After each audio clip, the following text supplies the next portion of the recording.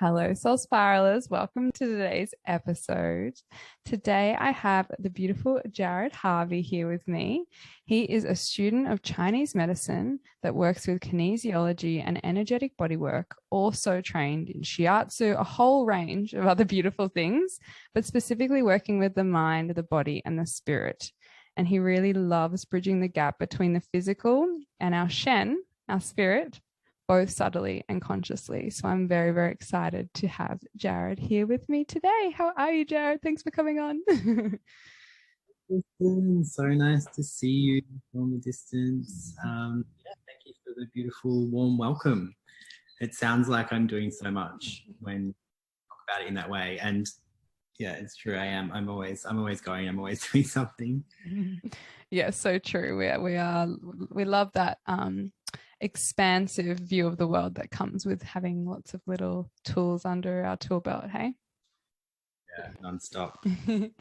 I ask people when they first come on the podcast to tell us a little bit about their story. So Jarryd, I'd love for you to share a bit about your story and how you got into Chinese medicine and all the other bits and pieces that you've done and how you're who you are in front of me today.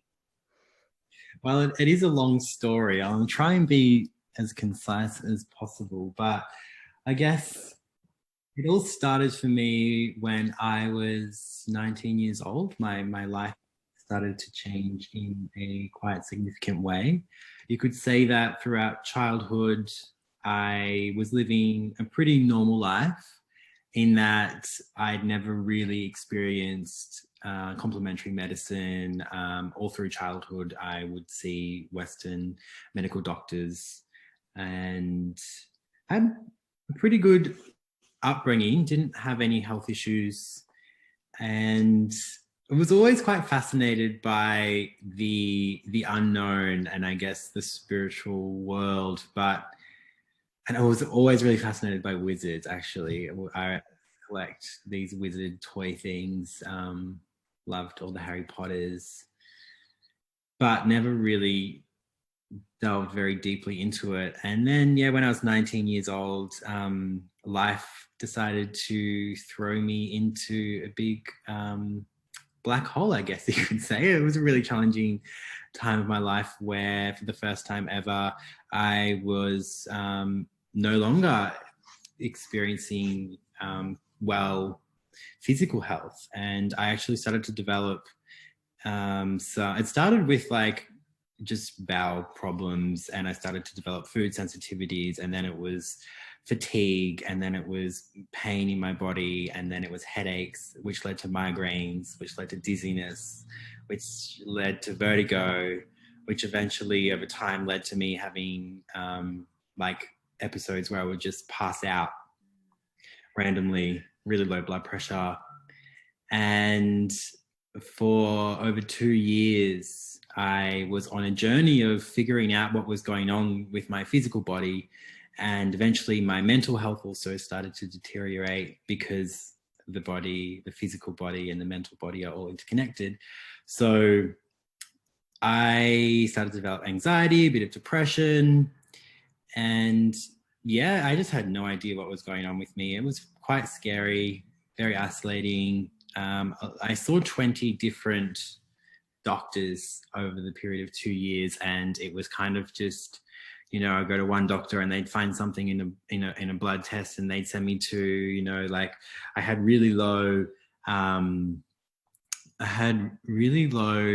testosterone levels at one point. And so I was sent to an endocrinologist, and then the endocrinologist was like, oh, we think you might have a tumor on your pituitary gland. And then for 2 weeks, I'd be freaking out thinking that I've got a brain tumor. And then they'd be like, oh no, it's not that, but, we'll get you, we'll get you to go to a neurologist and get some brain scans because of your migraines and because of your fainting episodes. And it was just, I just wasn't getting any answers, and started to take pharmaceuticals for all of my problems, which just made everything a whole lot worse. And in the end, I actually decided that I needed to just have a break from everything. I was studying environmental sciences at the time, which I did enjoy, but it wasn't my passion. And I knew that. I knew that it wasn't something that I could do every day for the rest of my life and be truly happy.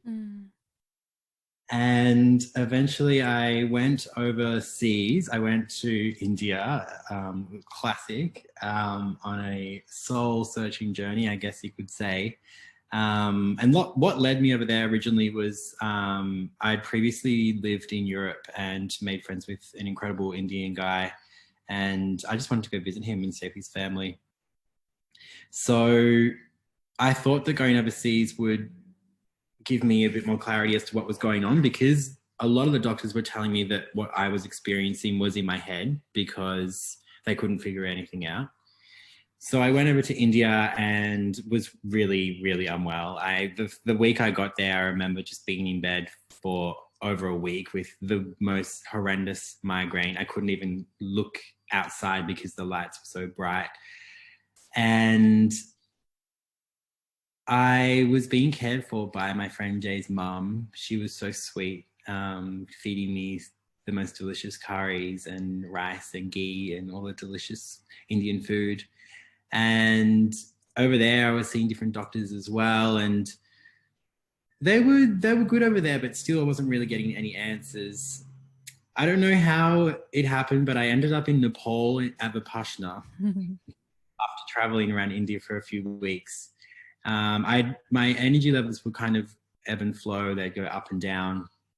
But yeah, I ended up doing the Vipassana in Nepal, and it was the first time that I'd really delved deeply into meditation. So I went into a 10-day silent meditation where I couldn't talk to anyone, I couldn't look at anyone in the eyes, and it was known to be the strictest Vipassana center in the world, where they really stuck to the rules. I was allowed one pillow.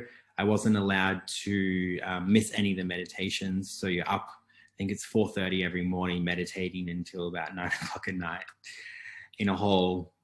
And it was there when things really started to shift and I started to get to the core of what was going on, I guess you could say. And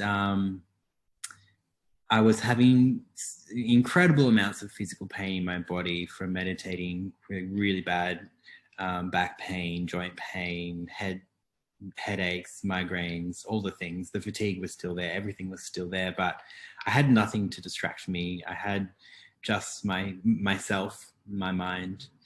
And really interestingly, about a week before I actually went into Vipassana, I went and had my first Reiki session with an Indian man, and he said that he could see like a snake venom in my blood, and like a venom in my blood. And he was trying to like wrestle this snake, and he's like, I couldn't get it. And it's so rare for me to not be able to fight these pathogens off, but I couldn't get the snake. Anyway, I was in Vipassana meditating, and I started to look inside my body and started to go deep into my organs, and I could see all of these tiny little like spirals in all of my organs and all of my like blood vessels, and they looked like tiny little snakes. And I would go in there and I would try and like eliminate them or try and get rid of them, but there were like all these eggs everywhere, and they just kept on reproducing. And it was like my body was telling me that I had a living, like pathogen inside of me. And it was really, really crazy. Anyway, that was on like day 4. Day 5, I was having a really challenging time because my tinnitus was horrendous. My ears would not stop ringing. And I was having really bad anxiety because a lot of my childhood trauma was coming up, specifically around my sexuality. And at that point of my life, I was still very confused with my sexuality and had never really spoken to anyone about the fact that I wasn't straight, and was still really unsure of it myself, I guess. It was in Vipassana that I started to realize that a lot of my problems were most likely emotional, and they probably stemmed from the fact that I was suppressing my sexuality to everyone around me and hiding my sexuality from everyone around me and suppressing my emotions. And for so long, I'd been trying to fit into the normal world around me and was trying to be a part of this society that, well, you know, for me, I went to like a Catholic school. There was lots of sports and things like that, and I was trying to fit in there. Anyway, I kind of accepted the fact that I was gay, and I needed to tell the world. I needed to tell my family.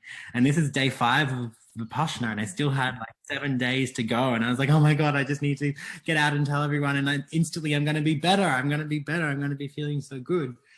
Anyway, feeling incredibly anxious about it all. Day 5, I was in bed and I could hear this ringing in my ears that just kept getting stronger and stronger and stronger. And I always had tinnitus being sick. But the vibration changed. It went from like a really high pitch sound to a really low vibration. And it was like a woo, woo, woo, woo, woo, woo, woo, woo. And then all of a sudden, the building around me started to shake. Everything started to like fall to pieces. And I realized that I was in the middle of an earthquake in Nepal, in Vipassana, on the 4th level of this meditation building, the middle of the night, with this, there was a Chinese man in my room. We were sharing a room, but we hadn't spoken because you're not allowed to speak. So I look over at him, he looks at me, and he's like, oh, earthquake. And I was like, oh my God, it is an earthquake. Have never been in an earthquake in my life. I had no idea what was happening. So we just ran downstairs and we all huddled together outside. And you could just hear like dogs howling, people screaming. Pretty terrifying. Yeah, and that was just the beginning of that was the physical earthquake. And then there was just all the other earthquakes going on. Anyway, from there, wow, I was okay. There was another aftershock. We were okay. Everyone was fine. I ended up finishing the Vipassana. Everyone walked out of the Vipassana saying that they felt like the best versions of themselves. They felt like they were tripping on LSD. Everything was so vivid and colorful and amazing. And I came out of there feeling, you know, like I needed to kind of open up to my family about what was going on for me personally, but physically I felt worse than ever before. Like I couldn't even carry my backpack anymore because my body was just so fragile and weak, and I was in so much physical pain. I was meant to continue traveling, but I ended up coming home early. I came straight home, and I had a massive breakdown at the airport because I was on these anti-migraine medications, and as well as all these other things I was taking, and I ran out. And I was in the airport when I realized that I didn't have any medications left, and they wouldn't let me out of the airport to get more. And I had like 12 hours at this airport, and it was just horrible. Anyway, I came home. My mum picked me up from the airport, and she was just like, are you okay? Like, what is going on? Like, why are you home early? Are you okay? What's happening? And we actually pulled over in the McDonald's car park on the way home from the airport. And that's when I came out to my mum. It was great. It was beautiful. She was very accepting, and, you know, it was not a problem. And from there, I told the rest of my family and friends, and it was a very healing experience. And I kind of expected everything to just get better from there, but to be honest, it didn't. Everything kind of got worse in that my physical body kept on deteriorating. And I started to develop joint pain in my hands, which was diagnosed as early onset arthritis. So they put me on more medications for that. I couldn't journal anymore. I couldn't write.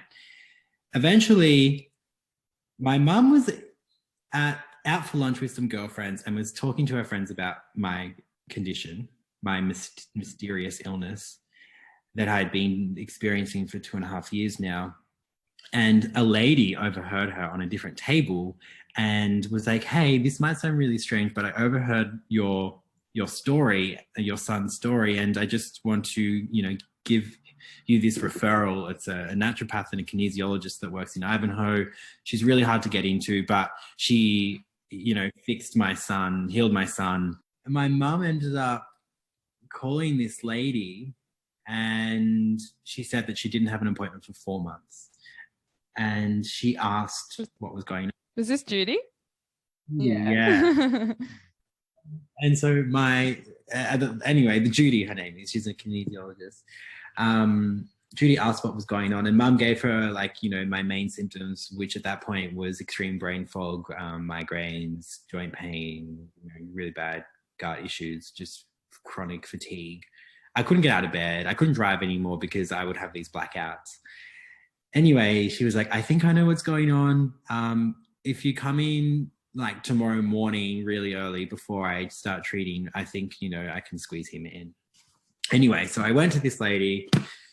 I was hopeful, but also at this stage, I had seen so many different people that I was like, oh, I don't know, bit skeptical as you are. Anyway, she did some muscle testing on me and straight away came up with tick-borne disease, Lyme disease, as well as over 20 different tick-borne infections.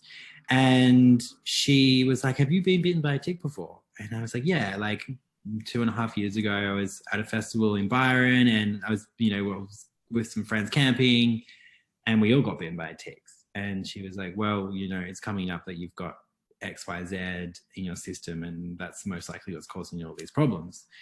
And as soon as I found that out, it was just like this massive weight off my shoulders. And I started to do a little bit of reading about it and it was like, oh my God, I've definitely got this. From there, as soon as I knew that something was going on, my condition actually got a lot worse. Like that's when everything got really quite scary and I was getting these ticks in my, you know, body and that like my body would tremor. I had this constant internal vibration going on. I'd wake up in the mornings and it was like I couldn't breathe. Like I'd have to lay on the end of my bed with my head up in the air, my neck back and my shoulders pushed back just to get enough air into my lungs because I couldn't breathe and I'd had this tightness in my chest. And I remember just laying on the couch and I couldn't cry, but I was just in so much pain and my mum was like patting my head. I just felt like I was going to die. Like every single cell in my body felt so inflamed and so painful. And I was like, my life is over. I'm never going to be able to do the things I love again. I'm never going to be able to dance again. I'm never going to be able to like run or, you know, have fun with my friends. I'm never going to be able to swim in the ocean again. And I thought, you know, I didn't actually think I was going to get better.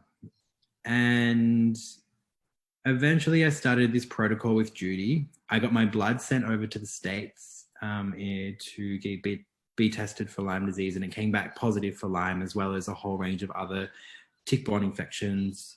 I had chlamydia from a koala, so I'm thinking that it was like a specific strain of chlamydia that's found in koalas. So we're thinking that the tick that bit me must have been on a koala for some time or something. I started Judy's protocol, which contained a lot of herbal medicines, some Chinese herbs, supplements, and I started to change my diet. And within probably 6 weeks, I started to notice, you know, big changes. And then that was when I was able to have enough mental capacity to do my own research. And every single thing I started to read about Lyme disease was just terrifying and horrible. And everyone was talking about how it was this chronic disease that they never fixed. And, you know, they've been sick for 10 or 15 years and they've tried everything and that, you know, you can't get better. And I just didn't accept that. Good. Bullshit. I don't believe that you can't get better.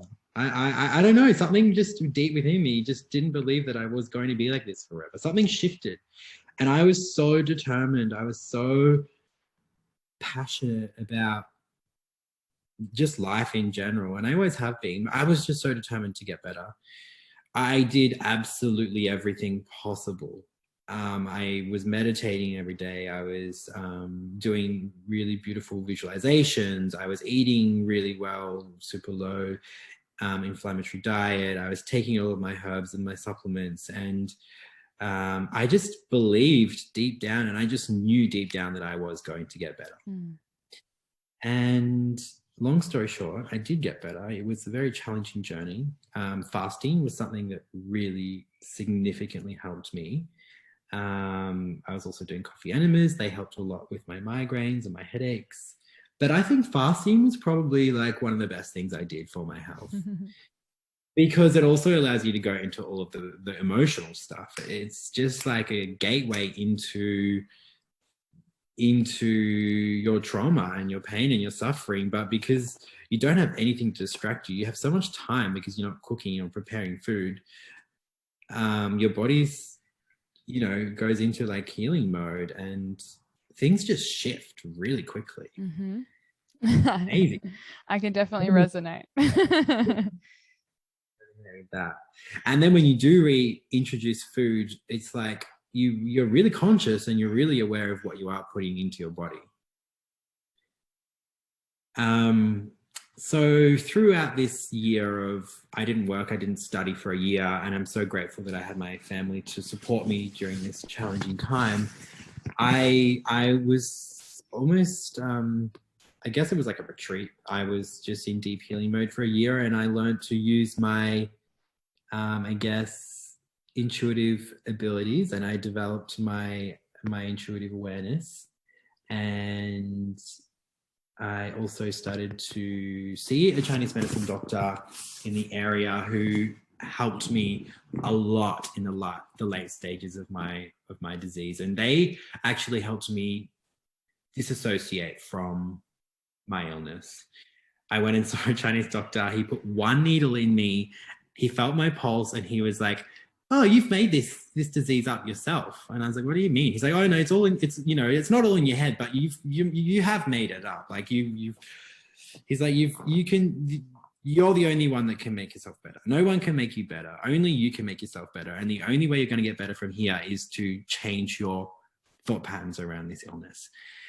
And I left there and I was furious. I was like, this fucking Chinese doctor's telling me that I made myself sick, blah, blah, blah, blah, blah. He has no idea the pain and suffering I've been through. Anyway, I went back a week later and I was like, yeah, you're right. Like, I see what you mean. No one can ever understand the pain and suffering that we go through as humans, and nobody does need to understand our own personal experiences in life. As soon as I accepted that nobody was ever going to understand what I'd been through, there was a big shift. And I think that was like the final thing. That was the final emotion around, experiencing complete recovery from Lyme disease, was acceptance of myself and my journey, and accepting that nobody was ever going to understand me as a, as being gay, or as being spiritual, or as feeling misunderstood my entire life, or feeling weird, feeling wacky. No one ever was going to understand that. And that was okay. And that was beautiful. And that was special, because I realized that I'm a special person, and I realized that everyone's a very special person. We all have our unique gifts. We all have a very unique experience in life, and that's what makes life so precious. And that kind of got me out of the victim mode and got me into my own self-empowerment.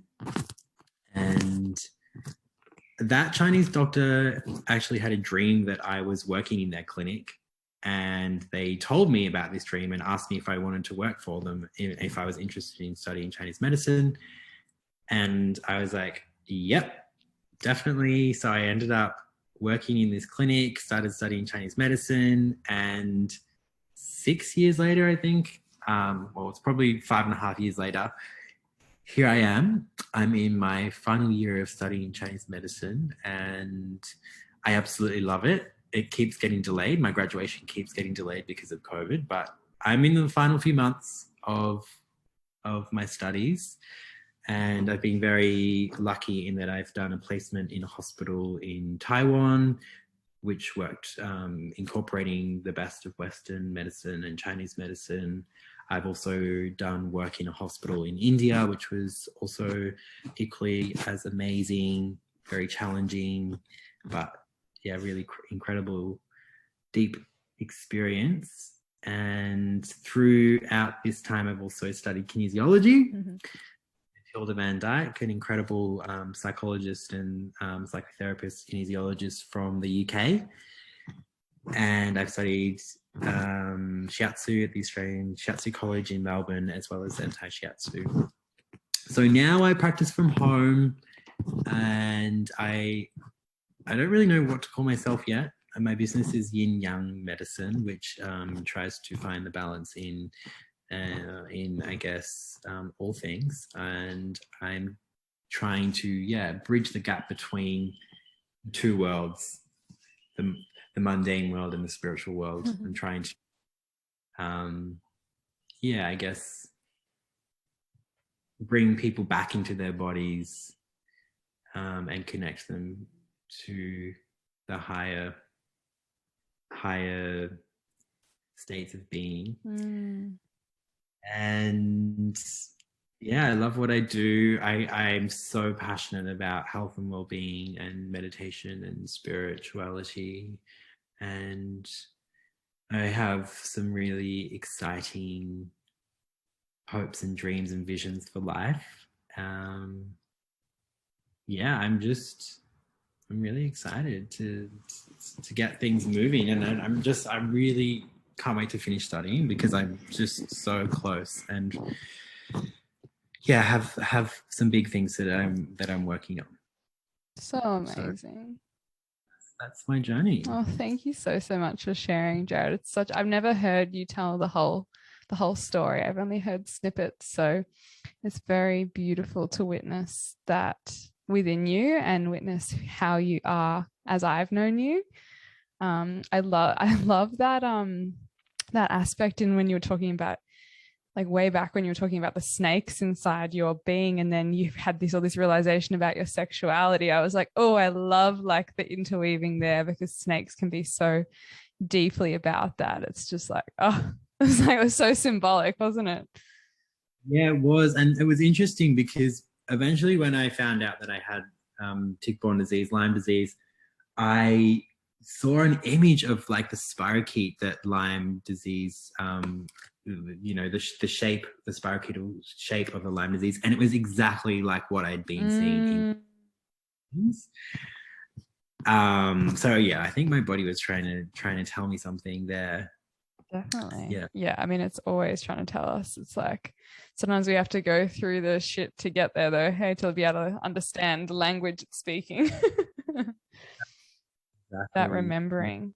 And I just love that kind of aspect of that, the true acceptance of yourself and the true acceptance of everything was really the cure at the end of the day. I'm sure, everything else fits in together and it's all necessary, but it's like that key that opens the door. Yeah, well, that's the thing. I work with a lot of people now that have chronic health conditions, and that's something that I work on most, is disconnecting people, or teaching people to disconnect from their illness and pull them out of victimhood, because often people get so attached to the idea of having a chronic health issue that it becomes chronic, because they're telling themselves that they're not going to get better. They're telling themselves that they're going to be this way forever. Mm-hmm.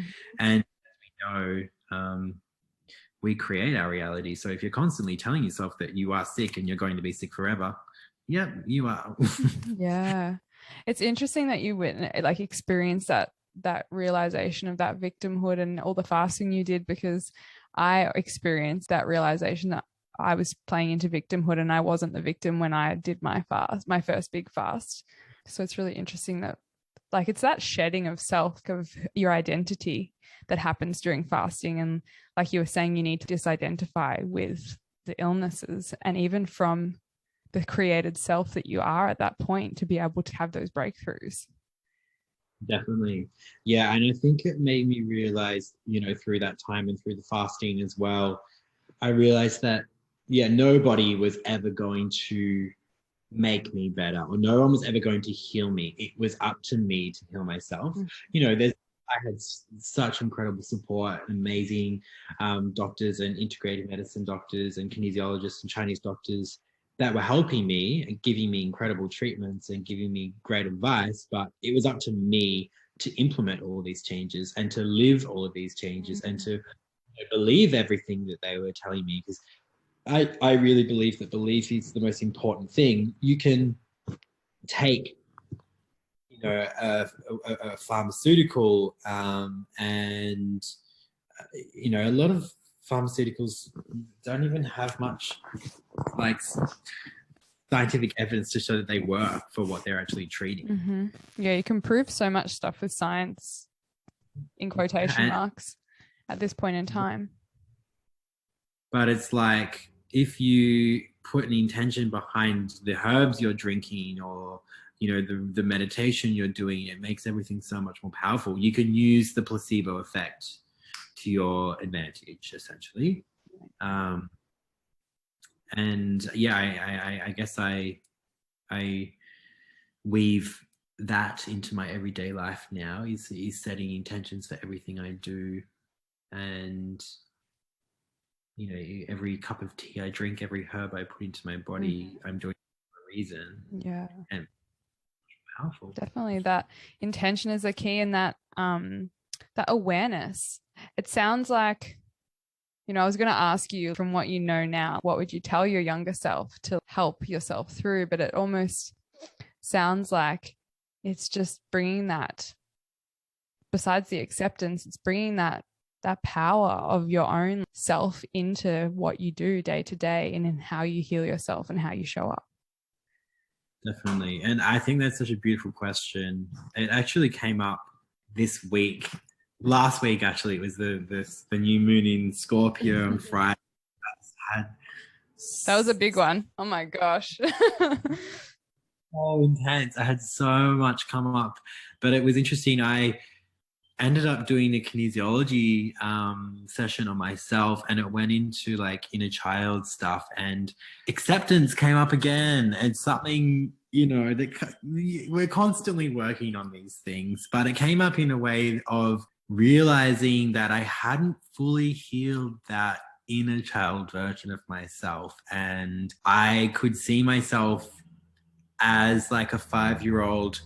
I find it in present life, I find it so hard to cry. I can't cry. Like, no matter how sad or emotional something is, or how sad or emotional I am, it just takes me a lot to cry. I can tell you what takes you to cry. You know what you just brought me back to is when I came to your house to do a swap, and I sat on the massage table, and we didn't know the massage table was broken, and the whole massage table like unfolded around me, and I fell on my butt and like all over the floor. And I think the shock in my face, you were crying so much. Like, we were just like pacing ourselves with laughter, like holding each other, like shaking and crying. The bolts from the table literally came out, and then it was just like the whole thing collapsed under you. And I was like, oh, wow. I think you came in because you were feeling a bit anxious, and then we both just started piecing ourselves laughing. I was like, well, I hope you're feeling a bit less anxious now. And I was like, okay, I think we're going to my house to do this swap. Oh, that's hilarious. Yeah, that did happen. Oh, that was funny, but I digress. But yeah, I feel you. The energy of the Scorpio and that transformation, that rebirth, it probably just circulates so much for you because we know you have so many Scorpio placements, hey? Lots of Scorpio placements, but my Virgo sun, I think that's like, you know, resilient and strong. And it's like, I don't feel emotions. I don't need to cry. But on Friday, I was like, I just need to cry. I just have so much I need to let out, but I couldn't. So I did this session, and I saw this version of myself when I was 5 years old. And I used to cry so much as a child, Pisces moon. And my parents always talk about, and my parents' friends still always talk about how I was just this child that would not shut the F up. Like, I just would cry, and I was, yeah. Anyway, I saw myself at 5 years old, my mum's friend. I was crying on the couch, and she looked at me and she was like, oh, shut the fuck up, will you? Like, my mum wasn't in the room, and she swore at me. She's like, I've just got a fucking headache. Like, please shut up. And I think that's when I stopped crying. I don't think I ever let my emotions out from there. Wow. And I went into that version of myself, and I just nurtured that version of myself, and I told myself that it was okay to feel sad and misunderstood and emotional, and it was okay to cry. And you can cry on your own. You don't have to make it evident. You don't have to cry, around other people to get attention, but you can let your emotions, let your emotions out. And I ended up having a really good cry on Friday, and it was really healing. And I had a conversation with, my early self, and it was incredibly healing and beautiful. And I felt great the next day. I've had some big... That water holds the memory, it holds the energy, and we just sometimes need to shed it to be able to have that healing. Hey. Yeah. So, I mean, look, there's still every day I'm having challenges in my life, as we all are. We're all human. We're all having a very human experience. But now I feel like I've got some incredible tools and resources to be able to shift these things pretty quickly and moving forward and transforming. Amazing. And one of those beautiful tools and resources being Chinese medicine. We should definitely get into having a bit of conversation about that.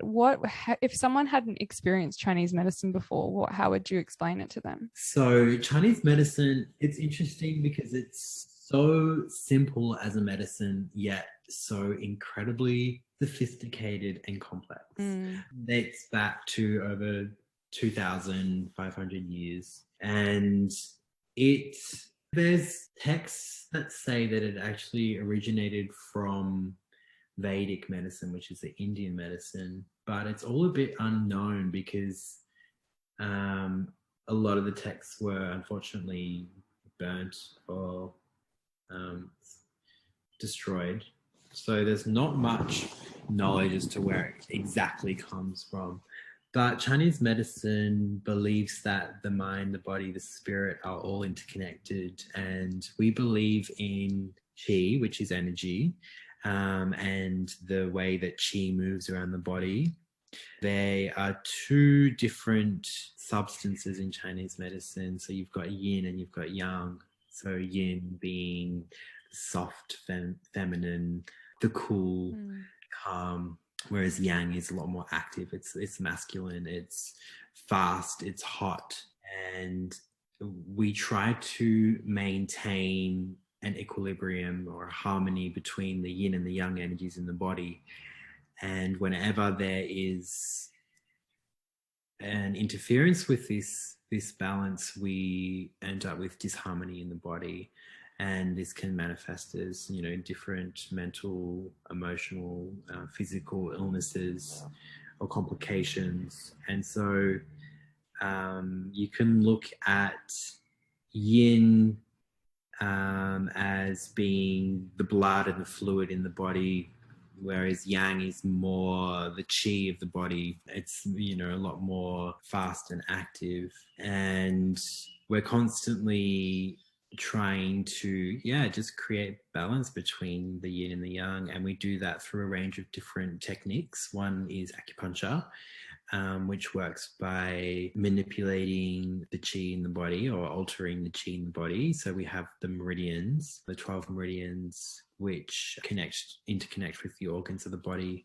And so we place acupuncture needles along certain points to either move qi or increase yin or disperse yang or remove a pathogen from the body, essentially just to restore the harmony within the qi and the yin and the yang in the body. We also use Chinese herbal medicine, which is a whole other world on its own. It's very complicated medicine, but it's just so powerful and amazing. We also use massage, which is Tui Na. It's a certain style of Chinese massage, which is quite vigorous. It's very powerful in moving and dispersing qi. And then we have some other ancillary techniques like cupping and gua sha. I love gua sha. Oh my gosh. I just want gua sha massage like on my face all the time. And the neck. Yeah, and the neck on the gua sha. Oh my God. Wow. So yeah, it's Chinese medicine. Originally, you were either an acupuncturist or you were a Chinese medicine herbalist. There was no real practitioners that would work with both, because you kind of had to dedicate your life to one or the other, because they are both such complicated, such deep medicines or just on their own.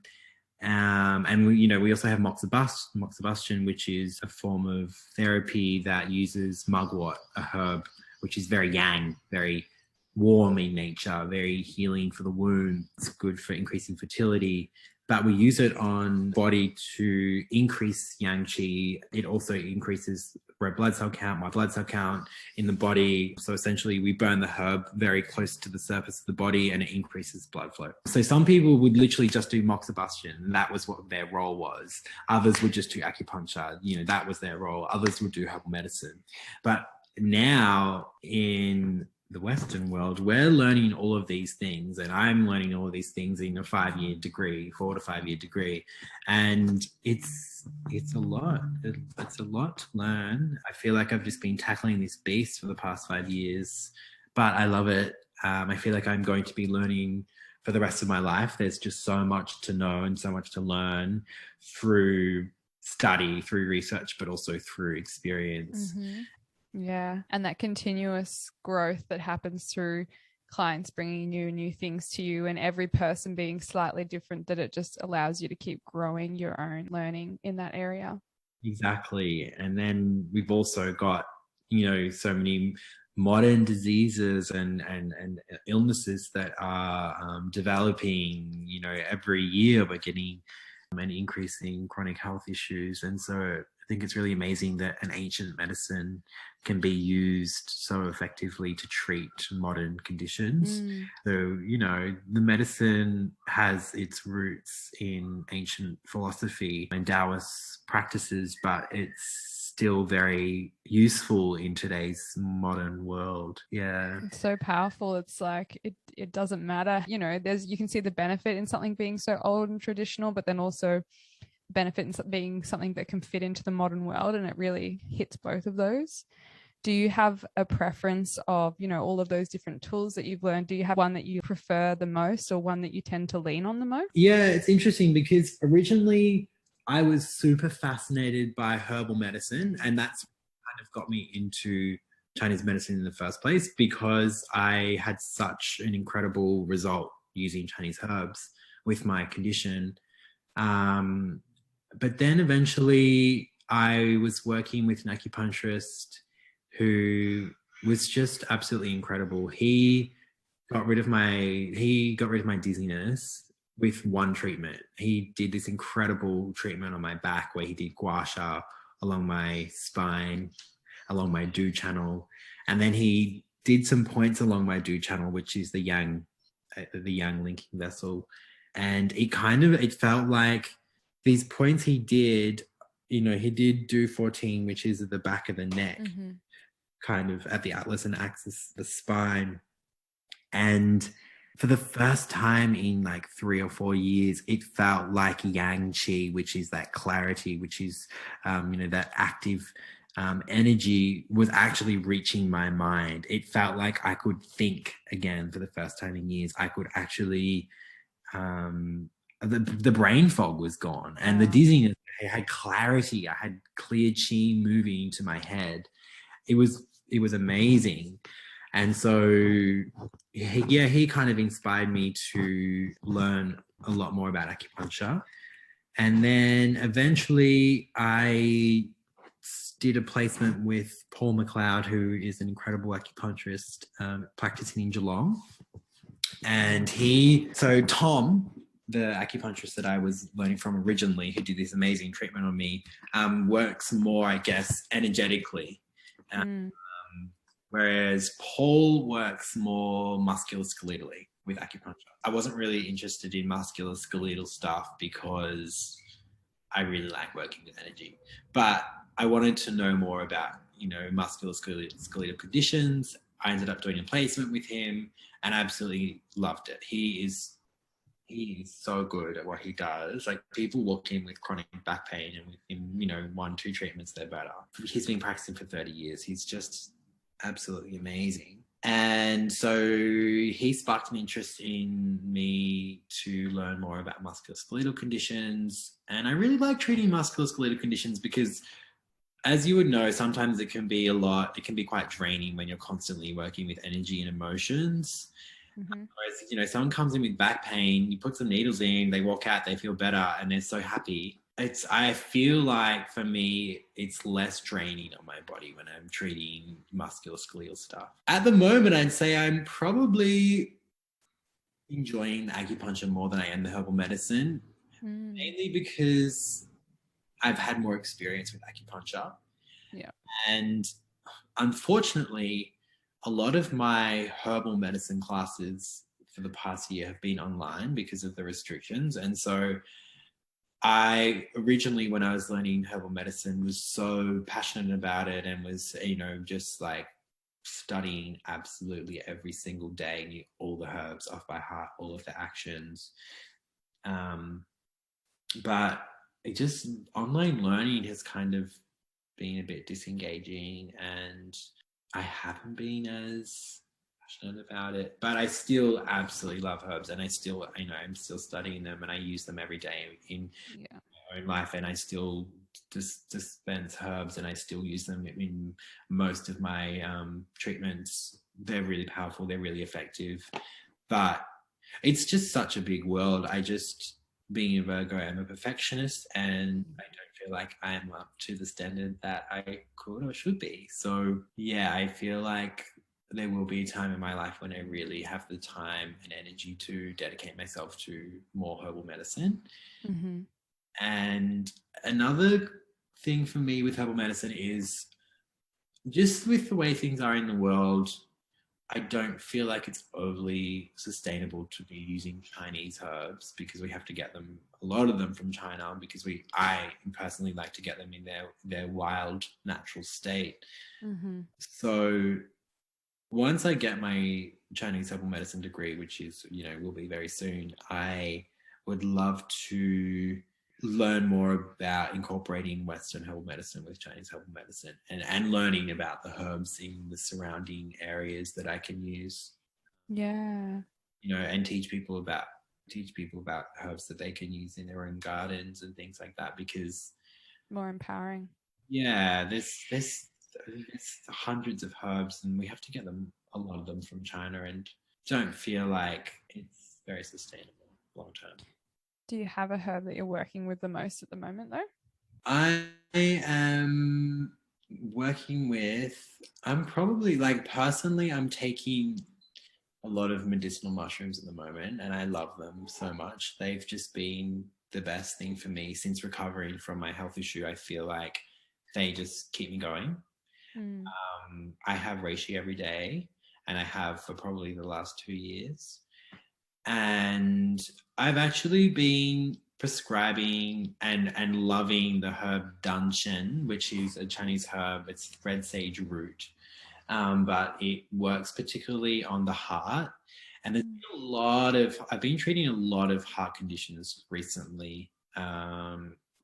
Danshen is really amazing at removing blood stasis. So it works, blood stasis is just like, you know, you could look at it as like stagnant blood or coagulated blood.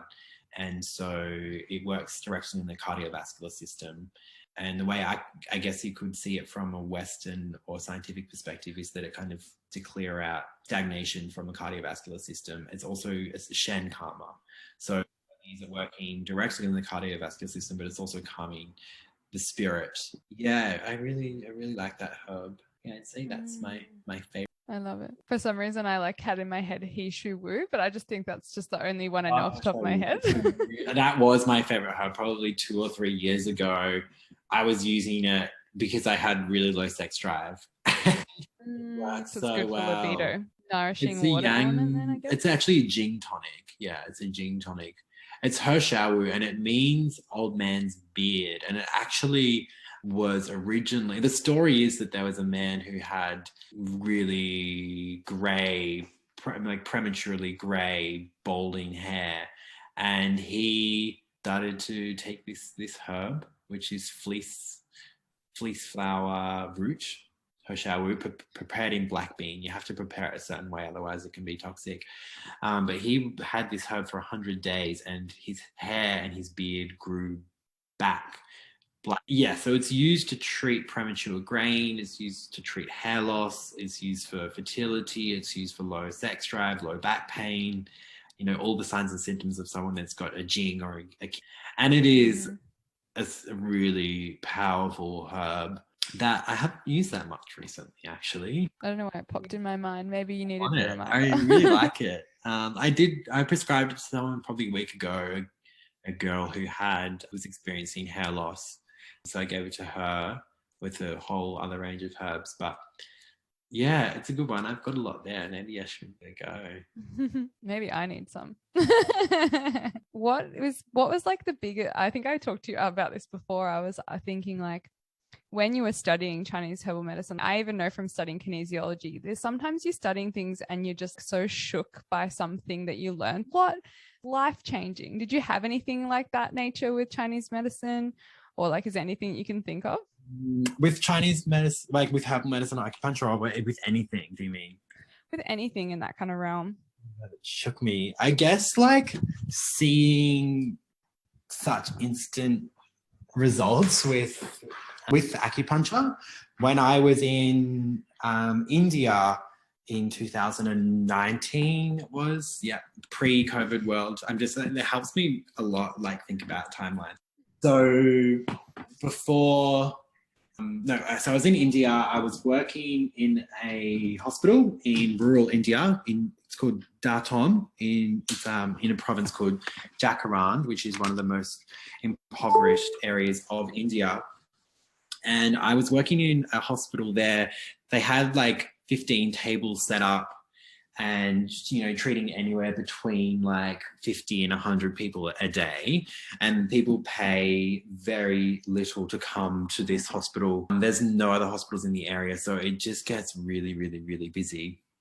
Anyway, I was working there and there was this poor young girl. She was probably like 6 years old. She was very malnourished, a lot of parasitic infections in that area, a lot of malaria, a lot of hepatitis, and a lot of poverty. And essentially, she was very malnourished and underdeveloped, and she couldn't walk. And Dada, he was the head acupuncturist in the clinic. He's an Indian man who unfortunately passed away last year. He actually did 3 needles on her, and within like half an hour she was up walking first time, and they got the whole thing on video. It was just amazing. Yeah, he did some points to invigorate the chi movement through the legs, and she was just so happy. I just remember seeing her face. I've actually got it on video. She was her smile was just glowing, and everyone around her was clapping and cheering. It was amazing. And we'd see things like that every day in the clinic in India, because I guess it's because in Australia there's certain standards and regulations that you have to follow, whereas over there they just go for it. They just do all the points that might be a bit contraindicated, or I guess because they get to treat so many people at once. You're treating 15 people at once, you such incredible results. Also, you're treating real conditions in that people are really suffering, whereas here we're treating like chronic health conditions, mental health conditions. Over there they're treating people that are completely debilitated and can't walk or can't move their body, and within 1 or 2 treatments they're experiencing miracles. So that was incredible. But then also even here, like in Paul's clinic, we see people that have say really bad shoulder pain, and they can't lift their arm past, I guess, the height of their shoulder. They can't really get past that. They don't have much range of movement in their hand, essentially. And with one needle in their scalp, so he does a lot of scalp needling, they can move their arm up and down in like a full 360 range of motion. And even seeing that is fascinating, because people are just like, what the hell? Like, how does this work? How is this so amazing? And how do you do that? And Well, I've been seeing a physio for like 2 years and I have maybe got 10% more range of movement, but like what? And it's so cool. It is so cool. Do you feel like you have become the wizard that your younger self wanted to be? Sometimes I feel like I'm becoming the wizard that I'm becoming. And it's interesting because, yeah, I know that astrologically right now, there's certain aspects that go back right now are taking place that go back to when witches and wizards were being burnt. Persecution, yeah. And it kind of seems like there's things like that going on in the world right now. And I've been talking to some other friends that are in this world, other witches and wizards in the community that I think are starting a certain practice who, yeah, talk feeling like they're kind of being segregated or they're not being heard. It's kind of like things are now having to go under the radar because there's a lot of people disagreeing with certain medical practices, I guess. And yeah, I think that I'm slowly becoming more of the wizard that I have always dreamt of becoming, but I don't know, I try not to but I always have this vision of myself later in life, and I can see myself, it almost looks like I'm in New Zealand or somewhere quite green and lush, rolling hills and mountains, and I'm in like a little hobbit home, or it's like I kind of live underground, but there's beautiful windows out to the world, and I've got a beard and I've got a moustache and I've got like a whole range of books and herbs and tinctures and things around me.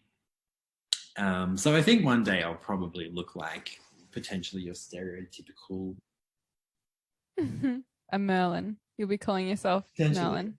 Well, they say that the word Merlin was actually used as like instead of like druid or that kind of thing at that point in time. Yeah. So it's not like Merlin just wasn't one. Like Merlin that we know of like was a person, but that wasn't his real name. Like he Merlin. was a Merlin.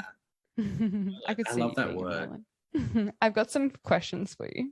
We already kind of gathered this, but let's just clarify your sun, moon, and rising sign. So I'm a Virgo sun, 11th house. So here to serve the community. Chiron's also in Virgo, also in my 11th house. So wounded healer, which again helps serve the community. And then I've got Pisces moon in my 5th house, house of play and creativity.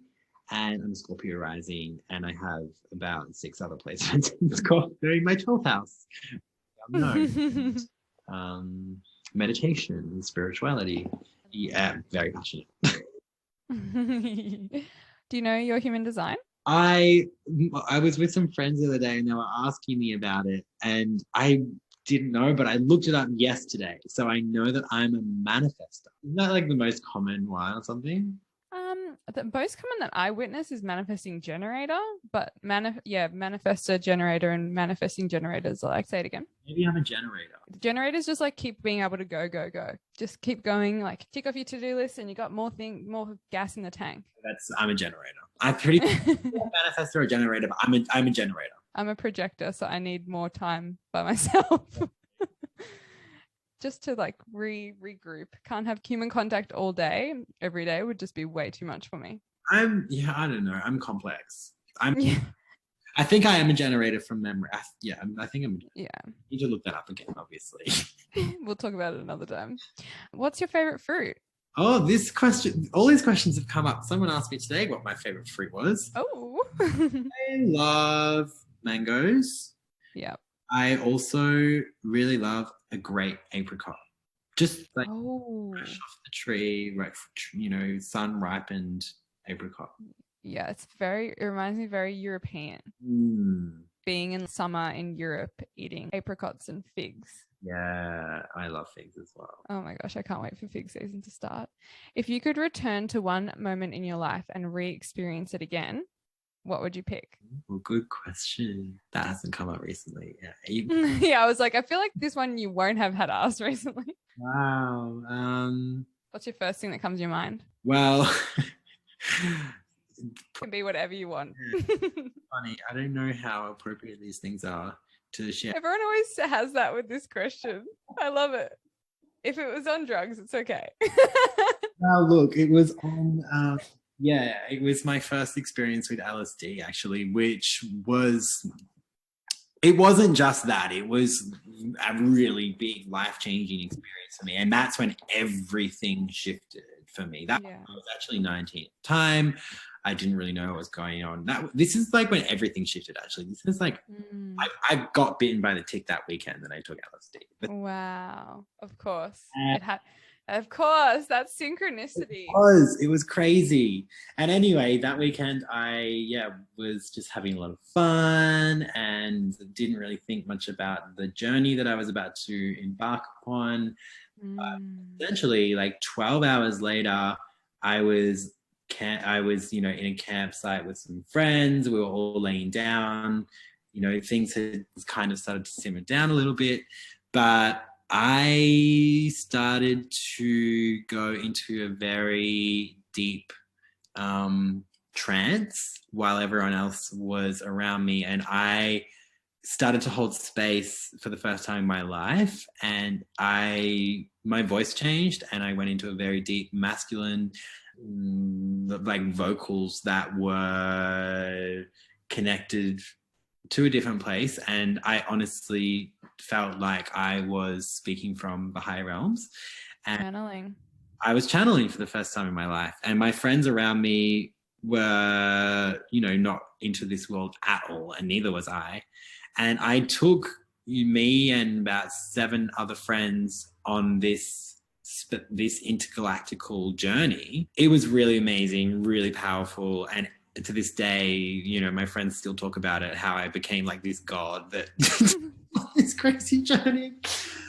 But it's not just that. That whole day, there was a whole range of things that happened. Like a spiritual midwife. And that was when I connected to spirit for the first time, I think. That's amazing. It brought a tear to my left eye. It was amazing. It really was.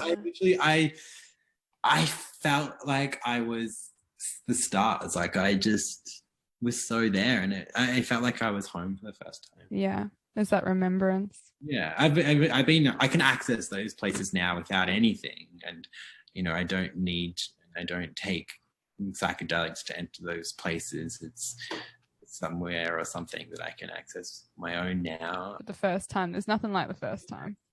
Wow. Yeah, wow, that's amazing. Thank you for sharing that. If you had to pick the forest or the ocean, what would you pick? Forest, yeah.